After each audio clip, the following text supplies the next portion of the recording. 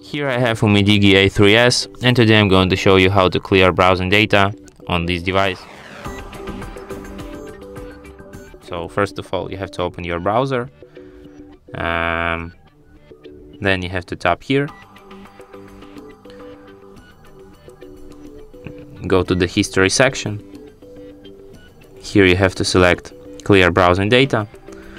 Then you have to select the time range for which you want to delete your history. It could be last hour, last day, last week, last month, or the beginning of time.